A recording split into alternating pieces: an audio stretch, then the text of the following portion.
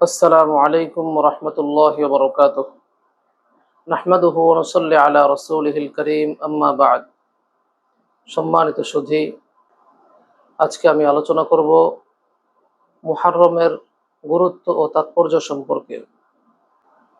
প্রিয় সুধী, মুহররম মাস কোরআন ও হাদিসের দৃষ্টিতে, আল্লাহ এবং তার রাসূলের দৃষ্টিতে মুহররম মাস অত্যন্ত গুরুত্বপূর্ণ, ফজিলতপূর্ণ ও তাৎপর্যপূর্ণ একটি মাস। এই মাস এমন একটি মাস যে মাসটি আল্লাহ এবং তার রাসূলের ভাষায় সর্বাধিক বেশি সম্মানিত, বেশি মর্যাদাপূর্ণ। আল্লাহ রাব্বুল ইজ্জত কুরআনুল কারীমের সূরা তাওবার মধ্যে ইরশাদ করেন, ইন্না ইদ্দাতাশ শুহুরি ইনদাল্লাহি 12 শাহরা ফি কিতাবিল্লাহ ইয়াওমা খালাকাস সামাওয়াতি ওয়াল আরদ মিনহা আরবা'তুন হুরুম যালিকা আদ-দীনুল কাইয়্যিম ফালা তাযলিমু ফীহিন্না আনফুসাকুম ইলা আখিরিল আয়াহ। সাদাকাল্লাহুল আযীম। আল্লাহ পাক ইরশাদ করেন, প্রকৃতপক্ষে আল্লাহ তাআলার কাছে, আল্লাহর কিতাবে অর্থাৎ লৌহে মাহফুজে মাসের গণনা 12টি। সেদিন থেকে যেদিন আল্লাহ রব্বুল ইজ্জত সমগ্র আসমান ও জমিন সৃষ্টি করেছেন, এর মধ্যে অর্থাৎ এই 12টি মাসের মধ্যে 4টি মাস সম্মানিত, মর্যাদাপূর্ণ। আল্লাহ পাক এরপর ইরশাদ করেন, যালিকা আদ-দীনুল কাইয়্যিম, এটাই শাশ্বত দিন। ফালা তাযলিমু ফীহিন্না আনফুসাকুম, সুতরাং তোমরা এই সম্মানিত 4টি মাসে নিজেদের প্রতি জুলুম করো না। প্রিয় সুধী, আল্লাহ রব্বুল ইজ্জত এই আয়াতে কারীমার মধ্যে যে বিষয়টি আমাদেরকে বুঝিয়েছেন, আমাদেরকে যে মেসেজটি দিয়েছেন, এই মেসেজ থেকে আমরা অনেক কিছু শিক্ষা গ্রহণ করতে পারি। আমাদের জন্য অনেক কিছু শিক্ষণীয় রয়েছে। যদি আমরা লক্ষ্য করি তাহলে দেখতে পাই আল্লাহ রব্বুল ইজ্জত উক্ত আয়াতে কারীমার মধ্যে 4টি মাসকে সম্মানিত বলে আখ্যায়িত করেছেন। সেই 4টি মাস কোন কোন মাস? হাদিসের মধ্যে আল্লাহ রাসূল সাল্লাল্লাহু আলাইহি ওয়াসাল্লাম উক্ত আয়াতের তাফসীর করেছেন। আল্লাহর হাবিব সাল্লাল্লাহু আলাইহি ওয়াসাল্লাম ইরশাদ করেন, মিনহা আরবা'তুন হুরুম সালাসুন মুতাওয়ালিয়াত যুল ক্বাদাহ ওয়া যুল হিজ্জাহ ওয়াল মুহররম ওয়া রাজাব মুদর আল্লাযী বাইনা জুমাদা ওয়া শাবান আও কামা ক্বালা আলাইহিস সালাতু ওয়াস সালাম।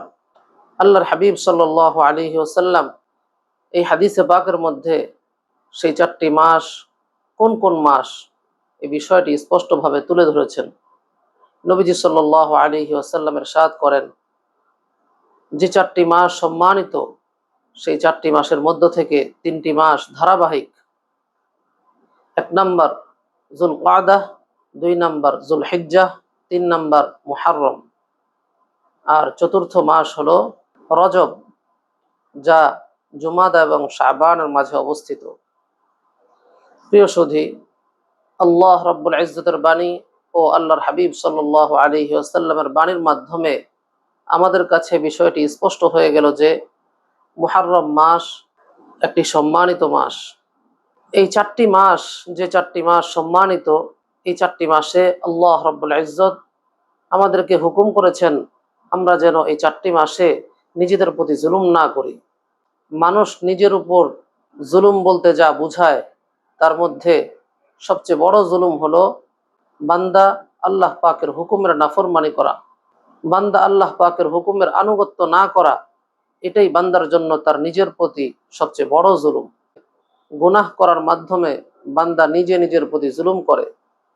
গুনাহ করা তো সবসময় ঘৃণিত কাজ, আল্লাহ এবং তার রাসূলের দৃষ্টিতে সর্বদাই গর্হিত কাজ, অপছন্দনীয় কাজ।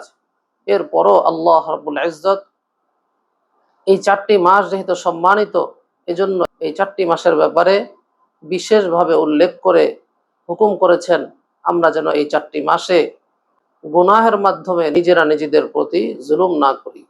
আল্লাহর হাবিব সাল্লাল্লাহু আলাইহি ওয়াসাল্লাম মুহররম মাসকে আল্লাহর মাস বলে আখ্যায়িত করেছেন।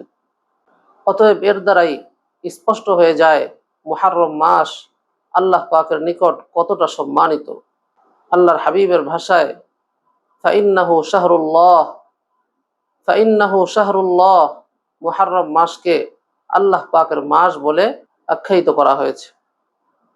পাশাপাশি আমাদের বুজুর্গানে দিন আকাবের উলামায়ে কেরামও মুহাররম মাসকে অন্যান্য সম্মানিত মাসের তুলনায় বেশি সম্মানিত, বেশি মর্যাদাপূর্ণ বলে প্রকাশ করেছেন।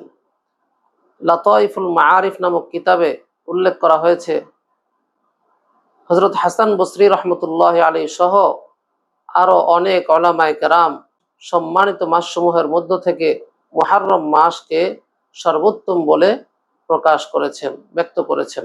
প্রিয় সুধী, আমাদের সামনে মুহাররম মাস উপস্থিত, অতএব আমরা এই মুহাররম মাসকে কাজে লাগাই, মুহাররম মাসের কদর করি, এই মুহাররম মাসকে ইবাদত দ্বারা পরিপূর্ণ করে দেই। বেশি থেকে বেশি ইবাদতের মাধ্যমে মুহাররম মাসকে কাজে লাগানোর চেষ্টা করি এবং সব ধরনের গুনাহ থেকে, সব ধরনের নাফরমানি থেকে বেঁচে থাকার চেষ্টা করি। আল্লাহ পাক আমাদের সবাইকে তৌফিক দান করুন। আমিন।